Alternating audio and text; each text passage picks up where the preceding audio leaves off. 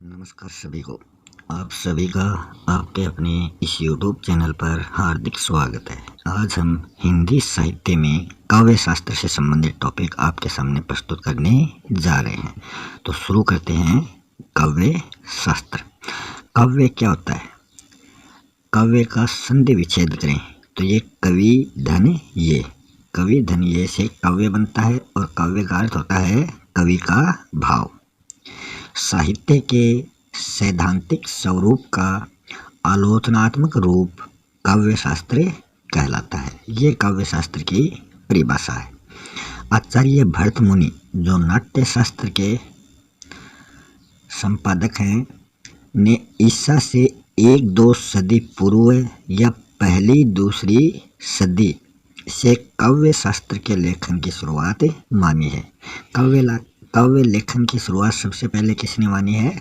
आचार्य भरत मुनि ने।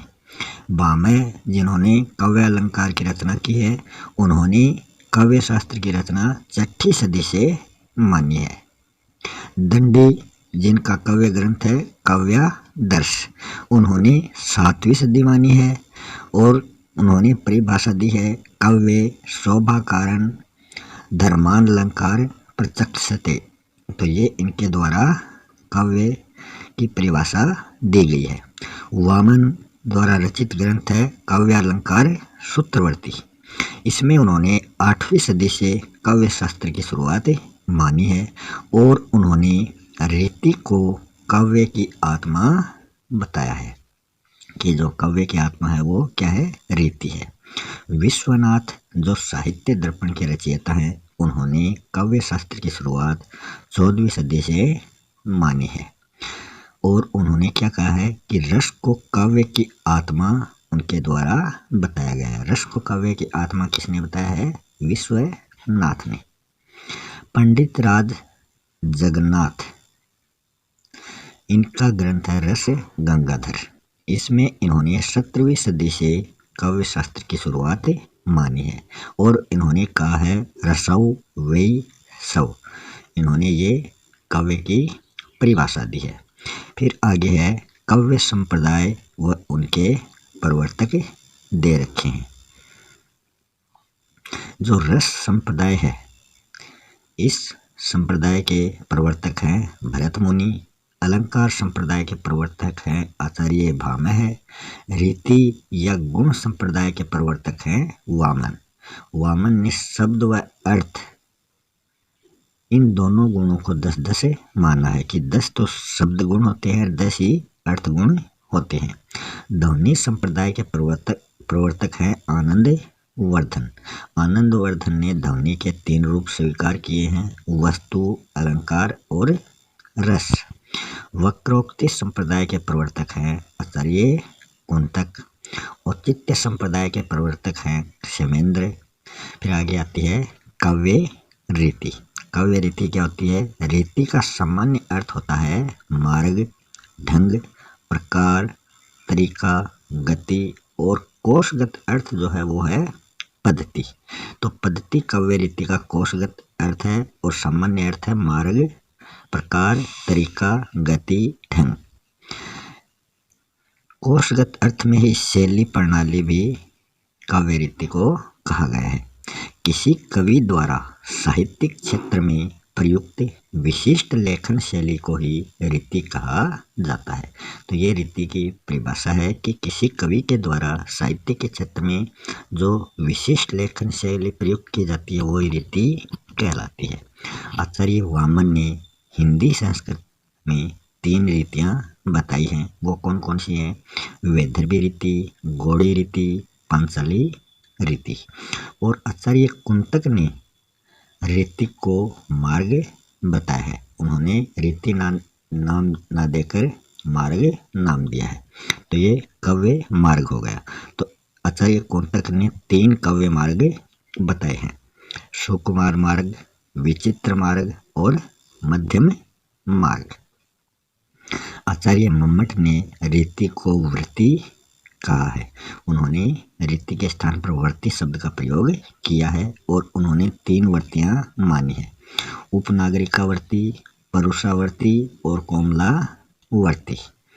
फिर अग्नि पुराण में रीतियों की संख्या 4 बताई गई है। इन सभी आचार्यों ने तो 3-3 मानी है, मगर अग्नि पुराण ने 4 रीतियां मानी है।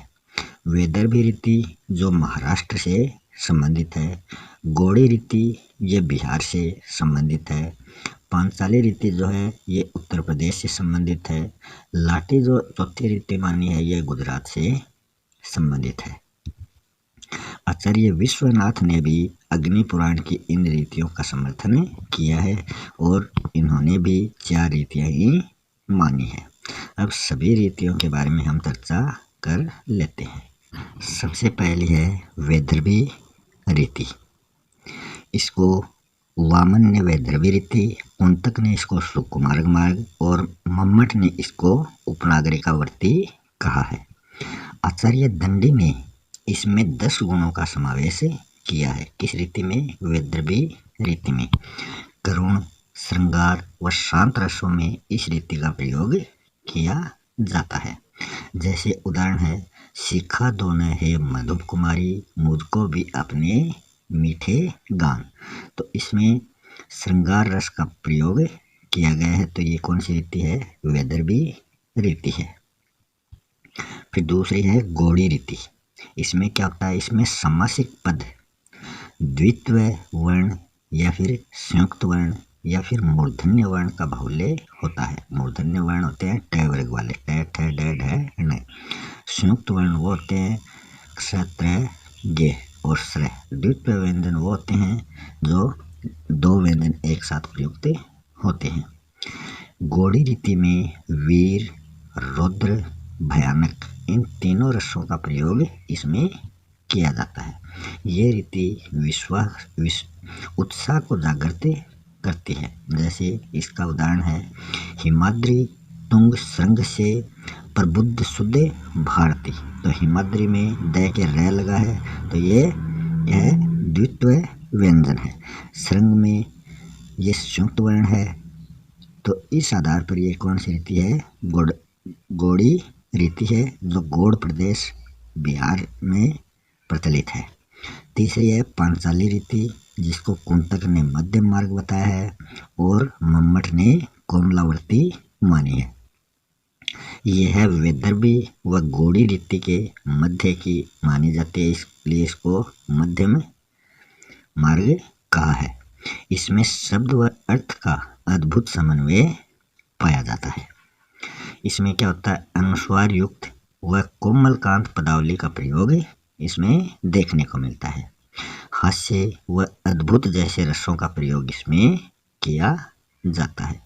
जैसे बड़ा भया तो क्या भया, जैसे पेड़ खजूर, पंछी को छाया नहीं, फल लागे अति दूर। तो ये पांचाली रीति है। तो रीतियों से संबंधित ये टॉपिक कंप्लीट होता है। अब हम इसमें अभ्यास से संबंधित कुछ क्वेश्चन देख लेते हैं जो इन तीनों रीतियों का मेल है। तो इसमें पहला है, ये मेरी गोद की शोभा, सुख सुहाग की लाली है। तो ये उदाहरण कौन सी रीति का है? तो ये पांचाली रीति से संबंधित उदाहरण है। दूसरा उदाहरण है, नील सरोरु है, श्याम तरुण, अरुण वारिज नयन, करहु सोमो ऊर्धाम, सदा क्षीर सागर शयन। ये वैदर्भी रीति से संबंधित है। राम को रूप निहारती जान की, कंकन के नग की परिछाही। तो ये वैदर्भी रीति का उदाहरण है। कड़क रहे थे अति प्रचंड, भुज दंड शत्रु मर्दन को वेवल। ये गौड़ी रीति से संबंधित उदाहरण है। श्याम गौर किमि करूं बखानी, गिरा अनयन नयन बिंदु वानी। तो ये पांचाली रीति से संबंधित उदाहरण है। पगली हो संभाल कैसे, छूट पड़ा तेरा आंचल, देख बिखरते हैं मणिराज, अरे उठा बेसुध चंचल। तो ये वैदर्भी रीति का उदाहरण है। कट कट ही मरकट विकट, फट बहुकोटि कोटिक धावन। तो ये गौड़ी रीति का उदाहरण है। तो इस प्रकार हमने आज रीतियों से संबंधित टॉपिक कंप्लीट कर लिया है। अगले वीडियो में हम हिंदी साहित्य का काव्य गुण से संबंधित जो टॉपिक प्रस्तुत करेंगे, तो वो भी आप देखने के लिए इस चैनल को सब्सक्राइब ज़रूर करें और अपने दोस्तों के साथ इस चैनल को शेयर करना न भूलें। इसी के साथ मैं आपसे विदा लेता हूँ। धन्यवाद।